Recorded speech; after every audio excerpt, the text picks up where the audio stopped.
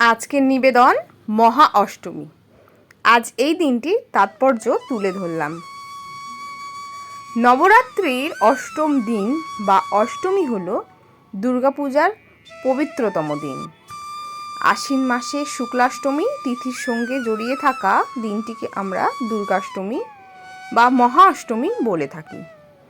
আশ্বিন মাসের এই অষ্টমী তিথি হল অশুভ শক্তি বিনাশ করার জন্য শুভ শক্তির আবির্ভাব তিথি।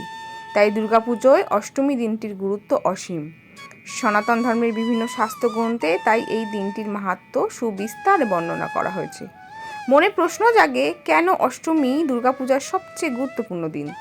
তাই একে একে জেনে নেব মহাষ্টমীর সঙ্গে সম্পৃক্ত হয়ে থাকা ঘটনাবলী। অষ্টমীতে অস্ত্র পূজা। এই দিনে দেবী দুর্গার অস্ত্রসমূহকে দেবজ্ঞানে পুজো করা হয়, কারণ দেবতারা নানা অস্ত্র প্রদানের মাধ্যমে দেবীকে রণ ও সাজে সাজিয়ে তুলেছিলেন এই মহাষ্টমী তিথিতেই। তাই দিনটিকে বীরাষ্টমী বলে থাকেন অনেকে। আবার ভারতের বিভিন্ন অঞ্চলে এই দিনকে বলা হয় অস্ত্র পূজা। অষ্টমীতে বিশেষ পূজা পান দেবী মহাগৌরী। নবরাত্রির অষ্টম দিনে বা অষ্টমীতে পুজো করা হয় দেবী মহাগৌরীকে। পুরাণ থেকে জানা যায়, হিমালয় দুহিতা পার্বতী ছিলেন গৌরবর্ণা, কিন্তু শিবকে পতি হিসেবে পাওয়ার জন্য প্রখর রৌদ্রে তপস্যা করায় তিনি কৃষ্ণবর্ণা হয়ে গিয়েছিলেন। দেবাদিদেব মহাদেব তখন পার্বতীকে গঙ্গা জলে স্নান করিয়ে দেওয়ার ফলে ফের গৌরবর্ণ ফিরে পেয়েছিলেন পার্বতী। তাই দেবী পার্বতীর এই রূপের নাম মহাগৌরী। শ্বেত বস্ত্রে সুশোভিতা দেবী মহাগৌরীর বাহন হল সাদা ষাঁড়। চতুর্ভুজা দেবীর এক হাত থাকে বরাভয় মুদ্রায়, বাকি 3 হাত দেবী ধারণ করেন পদ্ম, ত্রিশূল ও ডমরু। নবরাত্রির অষ্টম রাতে দেবী মহাগৌরীর পূজা করলে সব পাপের স্খলন ঘটে।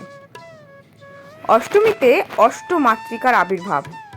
দুর্গা ডামর ও যোগিনীতন্ত্রে বর্ণিত হয়েছে 64 যোগিনীর কথা। এই যোগিনীরা মহাশক্তি রূপিণী মহাদেবীর অংশ। এই 64 যোগিনী বিশ্ব ব্রহ্মাণ্ড পরিচালনায় মহাশক্তিকে সাহায্য করেন।